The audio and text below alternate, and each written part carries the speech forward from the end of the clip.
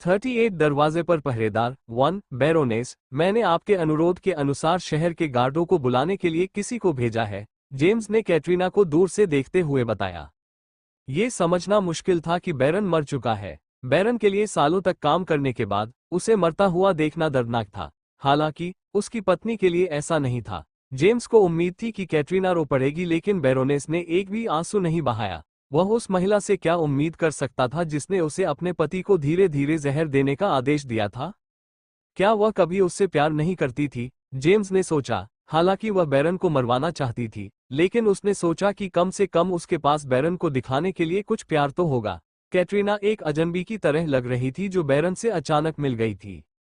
अच्छा, जब वे आए तो उन्हें बता देना कि ड्यूक ने मेरे पति और इस आदमी को मार डाला है, कैटरीना ने जेम्स को आदेश दिया। जेम्स को ये सुनकर वाकई आश्चर्य हुआ कि वह गार्ड को सच बताने जा रही थी। उसे उम्मीद थी कि कैटरीना झूठ बोलेगी कि क्या हुआ, या फिर ये दावा करेगी कि उसने कुछ नहीं देखा और अपने पति को खोजने के बाद उसे इस तरह पाया। क्या अब वह केट के ड्यूक के साथ मिलने की सारी उम्मीदें छोड़ रही थी? क्यों? जेम्स ने पूछा। आपकी बेटी ड्यूक के साथ रहना चाहती है। एडगर कोलिंस और विलियम लैंकिस्टर के बीच लड़ाई में केवल एक मूर्ख ही शामिल हो सकता है। इसके अलावा एडगर इतना पागल लगता है कि वह खुलेआम स्वीकार करेगा कि उसने मेरे पति को मार डाला, और अगर मैं सच नहीं बताऊंगी तो मेरे झूठ को उजागर कर देगा। एलेसेंड्रा को विलियम के पास भेजे जाने के बारे में कुछ भी मत बताना, यह एक रहस्य था। याद रखना, तुम्हारी जान मेरे हाथों में है। यह मत सोचो कि मेरे पति के मर जाने से तुम उस बोझ से मुक्त हो गए हो जो मैं तुम्हारे सिर पर रख रही हूँ। यही वह समय है जब तुम्हें मेरे करीब रहना चाहिए। मैं इस घर को ठीक करूंगी और इसकी शान वापस लाऊंगी। मुझे अपने साथ एक अच्छे बटलर की जरूरत होगी। कैटरीना ने अपने कंधे के ऊपर से जेम्स की तरफ देखा। सुनिश्चित करें कि जब गार्ड आए तो तुम अच्छा व्यवहार करो। वह जेम्स जैसे कई पुरुषों से मिली जो मासूमियत का दिखावा करते हैं, लेकिन बाकी सभी की तरह वे किसी भी तरह से खुद को ऊपर उठाना चाहते हैं। वह जानती थी कि जेम्स इतना समझदार है कि वह उसके सामने आने वाले अवसर का फायदा उठा सकता है। हाँ बैरोनेस, जेम्स ने थोड़ा झुककर कहा। एक औरत जो अपने 17 साल के पति को मरते हुए देख सकती है और उसके मन में जरा भी दुख नहीं है, वह ऐसी नहीं थी जिसके साथ वह खिलवाड़ करने वाला था। अब जब बैरन चला गया है तो सब कुछ कैटरीना के नियंत्रण में होगा। उसे यकीन नहीं था कि वह घर की हालत कैसे सुधार पाएगी, लेकिन उसे लग रहा था कि कैटरीना के दिमाग में कुछ है। अगर उसके पास खुद को आर्थिक संकट से बाहर निकालने का कोई उपाय नहीं होता तो वह अपने पति को नहीं मारती। कैटरीना को बेनकाब करने की कोशिश करने से उसे कोई फायदा नहीं होगा। अगर वह किसी तरह सफल हो भी गया तो कोई भी सोशलाइट उसे बटलर के तौर पर काम पर नहीं रखेगा, क्योंकि उन्हें ऐसे कर्मचारी पसंद हैं जो उन पर चिल्लाते नहीं। उसे ऐसी नौकरी करनी होगी जिससे उसे अपना और अपने परिवार का पेट पालने के लिए पर्याप्त पैसे न मिले। वह कैटरीना को कभी माफ नहीं करेगा कि उसने उसे कैसे फंसाया, लेकिन उसे अपनी आजीविका के बारे में सोचना था। जेम्स ने निष्कर्ष निकाला, मेरे सभी साथी मुझसे बेहतर प्रदर्शन कर रहे हैं, मुझे भी उनके साथ शामिल हो जाना चाहिए। कैटरीना इस बात से थोड़ी नाराज थी कि उसे जेम्स को फंसाने के लिए नौकरों के क्वार्टर में जाना पड़ा और अगले दिन उसके पति की किसी और के हाथों हत्या हो गई। फिर भी उसे आखिरकार वो मिल गया जो वो चाहती थी।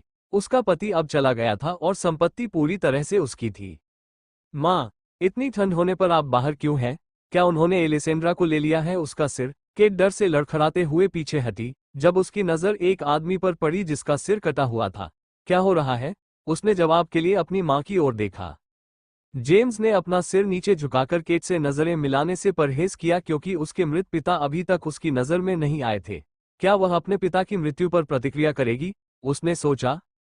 केट, मैं चाहती हूं कि जब तुम ये देखो तो कोई प्रतिक्रिया मत करो। कैटरीना केट के पास गई और उसे शांत करने के लिए उसके कंधे पर हाथ रखा।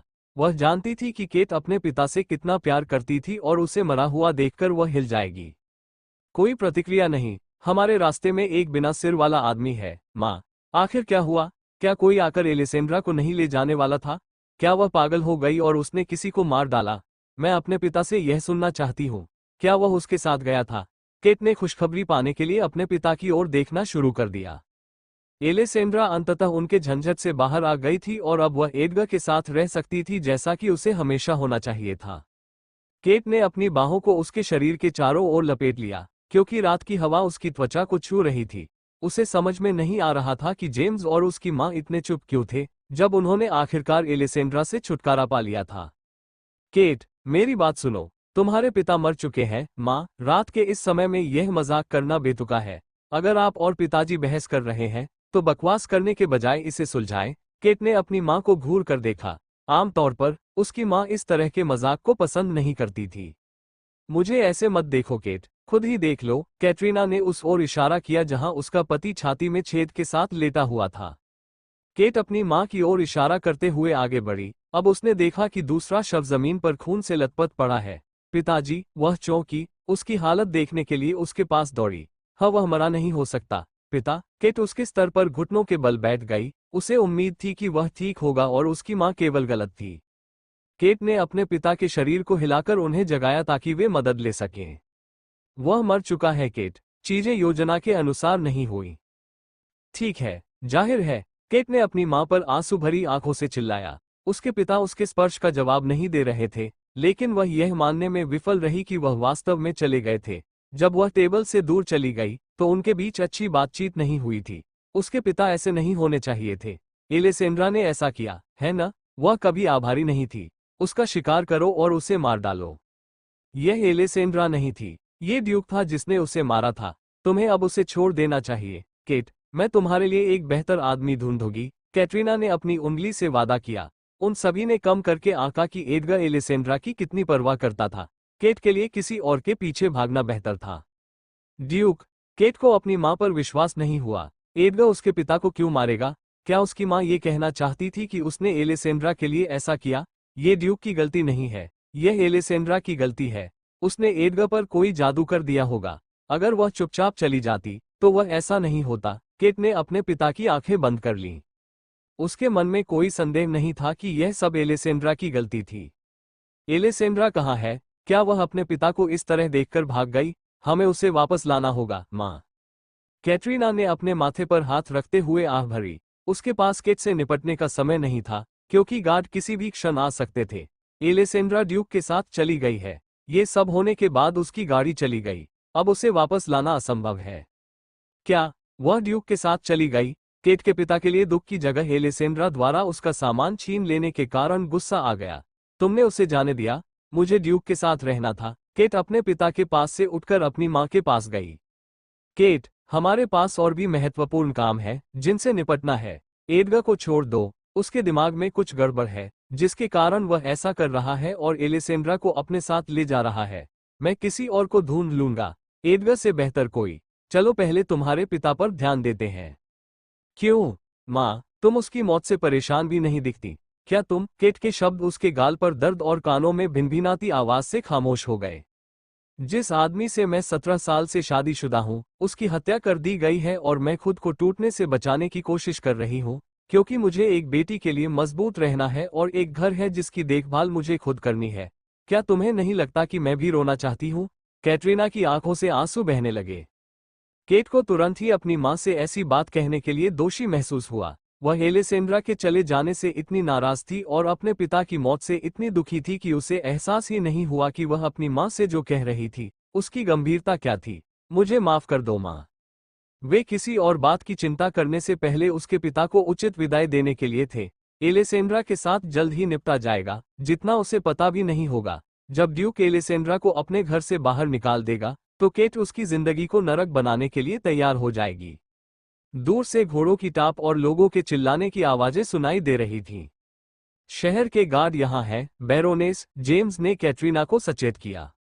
केट, जल्दी से अंदर भागो, अभी। जब केट हिलने से इनकार कर रही थी तो कैटरीना चिल्लाई। केट को समझ में नहीं आया कि जब उसकी मां गार्ड से बात कर रही थी तो वह क्यों नहीं आ सकती थी। यह उसके पिता थे जो जमीन पर मृत पड़े थे। फिर भी वह जानती थी कि जब उसकी मां क्रोधित होती है तो वह कैसा व्यवहार करती है और उसने अंदर जाने का फैसला किया ताकि वह बाद में अपनी मां के कहने का इंतजार कर सके। कैटरीना ने केट को जल्दी से घर के अंदर जाते हुए देखा।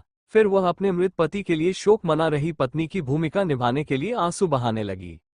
मैं तुम्हें पति पत्नी घोषित करता हूँ। एडगर, तुम दुल्हन को चूम सकते हो। तुम उसे चूमना नहीं चाहते? पीटर ने पूछा जब एलेसेंड्रा ने उसकी तरफ देखा जैसे कि वह अपने पति को चूमने के खिलाफ थी। ये किस तरह की शादी है? क्या तुम दोनों इसे गंभीरता से नहीं ले रहे हो? मैं शर्मीली हूँ। एलेसेंड्रा ने ये संदेह कम करने के लिए कहा कि वह एडगर को चूमने में झिझक रही थी। एडगर को चूमने के लिए उसे अपना घूंघट हटाना होगा। ओह, पीटर का मुंह खुला रह गया। आमतौर पर रात में शादी करने आने वाले लोग इतने मासूम नहीं होते।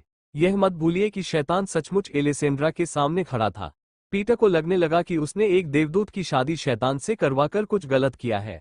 अगर तुम चाहो तो मैं पलट सकता हूँ। कोई जरूरत नहीं है, हमारा काम यहीं खत्म हो गया। आपकी सेवाओं के लिए धन्यवाद, पीटर, एडगर ने कहा।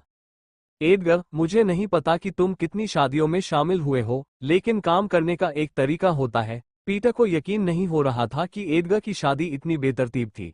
सोचिए कि शहर में एडगर की शादी के बारे में इतनी चर्चा हो रही थी। अगर शहर अब इस शादी को देख पाता, तार की घंटियां और कोई गवाह नहीं।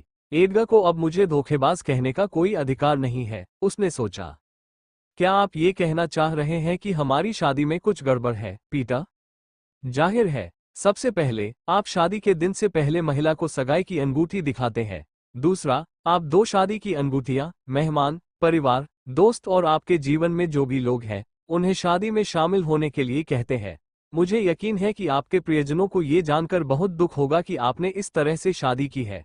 किसी को मत बताना कि मैं ही वह व्यक्ति हूँ जिसने आपसे शादी की है। पीटर नहीं चाहता था कि उसका नाम एडगर की अजीब शादी से जुड़े।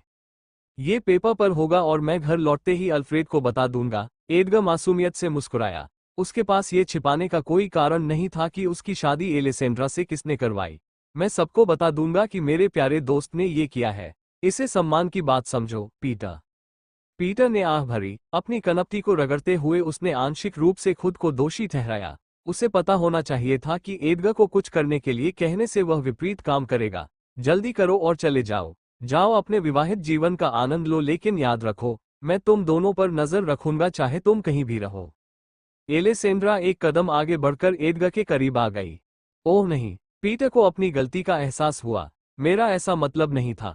मैं तुम्हें नहीं देख रहा होता। जब एलेसेंड्रा हंसने लगी तो उसकी आवाज धीमी पड़ गई।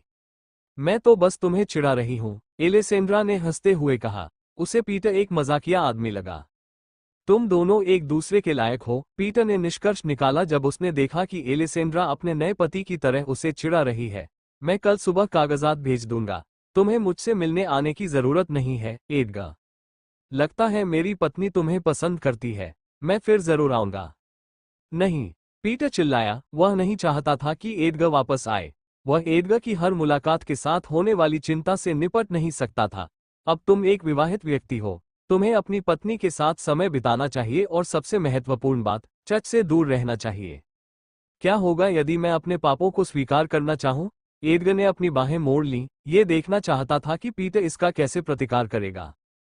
फिर सप्ताह में दूसरा और चौथा दिन आएगा। पीटर ने मुस्कुराते हुए एडगर को वे दिन बताए जब वह चर्च में नहीं आएगा। एडगर से निपटने का भार किसी और को उठाना था। तो दूसरे और चौथे दिन मत आना। क्या तुम मुझे मूर्ख समझते हो, पीटर? तुम्हें शुक्रगुजार होना चाहिए कि मुझे ठगने की कोशिश करने के बाद भी तुम्हारे हाथ बचे हुए हैं। मुझे नजरअंदाज मत करना, पीटर, एडगर ने कहा।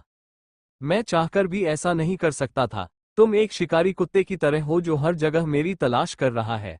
मुझे यकीन है कि तुम आज रात इस समय यहाँ आए हो क्योंकि तुम्हें पता था कि मैं यहाँ हूँ। पीटर ने एडगर पर आरोप लगाते हुए अपनी उंगली उठाए। एडगर ने उंगली थपथपाई और कहा, मुझे यकीन था कि पुजारी दांव नहीं लगाते। मैं मूर्ख हूँ। तुम्हें पता है कि मैं सचमुच शर्त नहीं लगा रहा था। मैं बेहोश होने से पहले बाहर निकल जाओ। चर्च बंद हो चुका है। पीटर में अब पूरी रात चर्च को खुला रखने की ताकत नहीं थी। एडगर एक रात के प्राणी की तरह था जो अपनी सारी ऊर्जा खो रहा था। पीटर, आपसे मिलकर बहुत अच्छा लगा। उम्मीद है मैं आपसे फिर मिल पाऊंगी। एलेसेंड्रा के पास कहने के लिए बहुत कुछ था और चून की पादरी जो कुछ सुनते थे उसे दोहराना नहीं चाहते थे, इसलिए वह चर्च में आकर पीटर से बात करना चाहती थी। क्या तुम्हें कुछ कबूल करना है? जो भी तुम चाहो आकर मुझसे पूछो। पीटर अलेसांद्रा के बारे में और जानना चाहता था, जिसके बारे में कहा जाता था कि वह शापित लड़की है। वह समझना चाहता था कि शहर के लोग इस निष्कर्ष पर क्यों पहुंचे और अलेसांद्रा वास्तव में कैसी थी। पीटर ने एलेसेंड्रा को जज नहीं किया क्योंकि वह ऐसा करने की स्थिति में नहीं था। पादरी बनने से पहले उसने पैसे कमाने के लिए कई काम किए जिन्हें शहर के लोग नापसंद करते थे। मैं दूसरे और चौथे दिन आऊंगी, जैसा कि तुमने एडगर से कहा था। शुभ रात्रि, एलेसेंड्रा ने अलविदा कहा। वह बहुत थकी हुई थी और उसे कुछ खाने की जरूरत थी, इससे पहले कि उसका पेट अपनी उपस्थिति दर्ज कराए। उन दिनों मत आना। शुभ रात्रि एलिसेंड्रा, पीटर ने अलविदा कहा। ठीक है, उस राक्षस को अपने साथ ले जाओ, उसने बुदबुदाते हुए कहा जब वे उससे दूर चले गए। मैं अभी भी तुम्हें सुन सकता हूँ, पीटर, एडगर ने एलिसेंड्रा के साथ चर्च के दरवाजे से बाहर निकलते हुए कहा। तुम उस बिल्ली की तरह हो जो चूहे को खाने से पहले उसके साथ खेलना पसंद करती है। एलिसेंड्रा को एडगर और पीटर के रिश्ते को बयां करने का ये सबसे अच्छा तरीका लगा। जितना ज्यादा पीटर पसीना बहाता, एडगर उसे उतना ही ज्यादा तनाव में डालता। जैसा कि मुझे याद है, मेरी प्यारी पत्नी, तुम भी वहां पीटर को चिढ़ा रही थी। क्या मैं भी तुम्हें बिल्ली कहूं? मुझे जाने दो। उसने उसे गाड़ी के अंदर सुरक्षित रूप से जाने के लिए हाथ बढ़ाया। मुझे कोई आपत्ति नहीं है क्योंकि मुझे बिल्लियां पसंद है। मैं एक सामान्य बिल्ली रहूंगी जबकि तुम एक बाघ हो। एलिसेंड्रा ने एडगर को बड़ी बिल्ली के रूप में चित्रित किया। क्या मुझे अपना प्रतीक बाज से बाघ में बदलने की व्यवस्था करनी चाहिए? एलिसेंड्रा ने जवाब दिया, आप किसी ऐसी चीज को नहीं बदल सकते जो पीढ़ियों से पहले से ही मौजूद है। मैं कर सकता हूं और मैंने किया भी। क्या तुम भूल गई हो कि मैंने तुम्हें एक नई अंगूठी दिलवाई है, न कि मेरे परिवार में पीढ़ियों से चली आ रही अंगूठी? मुझे जो भी चाहिए, मैं उसे दिलवाकर रहूंगा। तुम्हारे पति ऐसे ही आदमी है। मैं उम्मीद करता हूं कि जैसे ही मेरी मां को खबर मिलेगी, वे तुरंत आएंगी। एडगर को अपनी मां के नाटकीय तरीकों से सिरदर्द महसूस हो रहा था। मुझे यकीन नहीं हो रहा कि हम शादीशुदा हैं। एलिसेंड्रा ने अपनी उंगली के चारों ओर तार की अंगूठी घुमाए। एडगर एक पैर दूसरे पर रखकर बैठा था और एलिसेंड्रा को उस अंगूठी से खेलते हुए देख रहा था जिसे उसने अचानक बनाया था। वह भौतिक चीजों में दिलचस्पी नहीं रखती थी। उसकी दुनिया में उसके जैसे बहुत कम लोग थे। एडगर सोचने लगा कि उसके लिए शादी का अच्छा तोहफा क्या होगा। आप उस व्यक्ति को क्या देंगे जो अपने परिवार से दूर भागना चाहता है? अगर आपको किसी चीज की जरूरत है तो मुझसे मांगने में संकोच न करें। वह अभी केवल देख और सुन सकता था कि वह क्या चाहती है। मैं करूंगी, एलिसेंड्रा ने जवाब दिया, लेकिन जैसे ही उसका मुंह हिला, एक जम्हाई निकल गई। मुझे खेद है, रात बहुत घटनापूर्ण रही है इसलिए मैं थक गई हूं। मेरे एस्टेट पर पहुंचने में अभी काफी समय लगेगा। सीट पर लेटकर झपकी ले लो या शायद मैं। सीट काफी है, धन्यवाद। एलिसेंड्रा सीट पर लेटने के लिए बगल में झुक गई। हम एक ही बिस्तर पर कैसे सोएंगे जब तुम गाड़ी में भी मेरे ऊपर सो नहीं सकती? क्या तुम मुझे फर्श पर सुलाओगी? एडगर ऐसा कभी नहीं करेगा। अगर मैंने तुम्हें डरा दिया है तो मैं माफी चाहता हूं, एलिसेंड्रा। एडगर के शब्दों ने उसकी अंतरात्मा को झकझोर दिया। ऐसा नहीं है, मैं नहीं चाहता कि तुम मेरे पेट की बड़बड़ाहट सुनो। एडगर ने हंसी रोकने के लिए अपने होंठ काटे। मैंने बहुत देर तक तुम्हारी आवाज सुनी है। पहले तो मुझे लगा कि यह आसमान से हमें बारिश की चेतावनी है। क्या? एलिसेंड्रा की आंखें आश्चर्य से चौड़ी हो गईं। मैं तुम्हें सिर्फ चिढ़ा रहा हूं, एलिसेंड्रा। अच्छी नींद लो, मैं सुनिश्चित करूंगा कि तुम गिरो नहीं। एडगर ने अपने होठों पर उभरी एक छोटी सी मुस्कान को छिपाने के लिए खिड़की से बाहर देखा। बैरन को इस बात का बिल्कुल भी अंदाजा नहीं था कि उसने कितनी दिलचस्प बेटी को छुपा रखा है। अगर बैरन समझदार होता तो वह एलिसेंड्रा की प्रतिष्ठा को सभी अफवाहों और झूठ से बचा सकता था। अगर उसे केट जैसा ही ध्यान मिलता तो एलिसेंड्रा को कभी किसी के साथ कॉन्ट्रैक्ट मैरिज करने की जरूरत नहीं पड़ती। एलिसेंड्रा अपने व्यक्तित्व के कारण ही अन्य लड़कियों से अलग दिखती थी और यद्यपि वह मुखौटा पहनती थी, फिर भी उसके चेहरे का आधा हिस्सा जो ढका नहीं था, उसकी सुंदरता को दर्शाता था। एडगर को आश्चर्य हुआ कि एलिसेंड्रा जो कुछ छिपा रही थी, उसके पीछे अपराधी कौन था। उसके दिमाग में दो लोग थे, लेकिन बैरेट परिवार में हर कोई उसकी सूची में था, अस्तबल के लड़के से लेकर बैरोनेस तक।